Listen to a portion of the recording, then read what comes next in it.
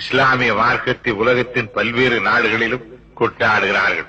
இஸ்லாத்தின் மார்க்கம் சிறந்ததொரு மார்க்கமாக இருப்பதால் உலகில் உள்ள பெரும் குணவான்கள் இஸ்லாத்தை ஒரு மதமாக கொள்ளாமல் ஒரு மார்க்கமாகவே கருதுகின்றனர். இஸ்லாமிய மார்க்கம் ஏன் சிறந்ததென போற்றப்படுகிறது என்றால், மனிதனுக்கு என்னென்ன ஐயப்பாடுகள் தோன்றுகின்றனவோ அவற்றையெல்லாம் நீக்கக்கூடிய வகையில் அதிக நல்ல கொள்கைகள் அதில் இருக்கின்றன. நபிகள் நாயகத்தின் போதனைகளில் ஒன்று ஆண்டவனுக்கு இணை வைத்தல் ஆகாதென்பதாகும். இந்த போதனையை நான் சற்று கொஞ்சம் நெக்குருக எண்ணி பார்த்து மகிழ்ந்திருக்கிறேன். ஏன் நான் இந்த போதனை சிறப்பாக கூறுகிறேன் என்றால், இப்போதனை மனிதனை சிந்திக்க தூண்டுகிறது. ஆண்டவனுக்கு இணை வைத்தல் ஆகாது.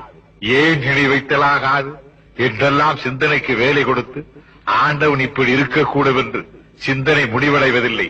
எனவேதான் பழத்தமிழ் மக்கள் கண்டிலர் விண்டிலர், விண்டிலர் கண்டிலர், பார்த்தவர் சொன்னதில்லை, சொன்னவர் பார்த்ததில்லை என்று கூறியிருக்கிறார்கள். கடவுள் தன்மையின் தத்துவமே இதுதான். ஆண்டவனுக்கு இணை வைத்தால் ஆண்டவனுக்கு முன் ஒருவரை வைக்க வேண்டும். அந்த ஒருவர் யாராக இருக்க வேண்டும்? யாருக்கு தெரியும்? அதனால் தான் ஆண்டவனுக்கு இணை வைத்தல் ஆகாது என்ற போதனையை நபிகள் நாயகம் அவர்கள் கூறியிருக்கின்றார்கள். மற்ற மார்க்கத்தில் இணை வைத்து கூறிய காரணத்தால் தான் எங்களை போன்றவர்களுக்கு ஏராளமான ஆச்சரியங்கள் தோன்றின. இஸ்லாத்தில் எனக்கு மற்றும் ஒன்று பிடித்திருக்கிறது.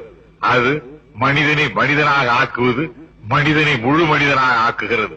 இஸ்லாத்தில் இன்னொரு சிறப்பு, இஸ்லாத்தில் யார் சேர்ந்தாலும் ஜாதியை மறைத்து விடுகிறது. முதுகுளத்தூரில் ஒருவர் தலையை ஒருவர் சீவிக்கொள்ளும் தேவர் தாழ்த்தப்பட்ட மக்களானாலும் சரி, மற்றும் எவரானாலும் சரி, எவர் இஸ்லாத்தில் சேர்ந்தாலும் சரி, ஜாதியை நீக்கி விடுகிறது இஸ்லாத்தின் கொள்கை. இதனால் அது என்னை மிகவும் ஈர்க்கக்கூடிய கொள்கையாக இருக்கிறது. இதையெல்லாம் அறிந்துதான் எதையும் துருவி துருவி ஆராயும் பண்பு படைத்த அறிஞர் பெருநாட்சா அவர்கள் உலகில் கடைசி வரை நிலைத்திருக்கக்கூடிய மார்க்கம் இஸ்லாம் மார்க்கம் ஒன்றுதான் என்று எழுதியிருக்கிறார். நபிகள் போதித்த இஸ்லாம் மார்க்கம் வைரம் போற்றது. நல்ல வைரத்தை பட்டை தீட்டி அதை கையிலே மோதிரமாகவும் செய்து போட்டுக் கொள்ளலாம், காதில் கடுக்கனாகவும் அணிந்து கொள்ளலாம். அதே வைரத்தை விற்று கிண்டி குதிரை பந்தயத்தில் வைத்து ஆடலாம். ஆனால் வைரத்தை பயன்படுத்துவதிலிருந்துதான் அந்த பயனின் தரத்தை நாம் அறிந்து கொள்ள முடியும். அதை போல இஸ்லாம் மார்க்கம் என்ற வைரம் யாருக்கும் எந்த இடத்திலே எப்படி பயன்படுகிறது என்பதிலேதான் மாண்பு உணரப்படும். எல்லா மதங்களின் ஆராய்ச்சியிலும் அதில் உள்ள குறைநிறைகளை ஓரளவு கண்டறிந்தவன். என்னுடைய பொதுவாழ்வின் தொடக்க காலத்தில் நான் மேடையை தேடி பிடிக்க வேண்டியவனாயிருந்தேன். வலிய வரும் அழைப்பெல்லாம் பொதுவாக மதச்சார்பான மேடைகளாகவே இருந்தது.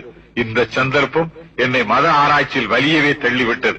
ஒன்றினை அறிய அதில் எழும் ஐயங்கட்காக மற்றொன்றை தேடி பிடித்து படிக்கும் ஆர்வம் ஏற்பட்டு படிப்படியாக முக்கிய நூல்களை படித்து முடித்துவிடும் நிலைக்கே கொண்டு வந்துவிட்டது.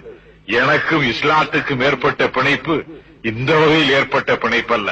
நான் வாழும் காஞ்சிபுரம் ஒலி முகமது பேட்டை இஸ்லாமிய நண்பர்களுடன் சகோதர வாழ்க்கை நடத்தியவன் நான்.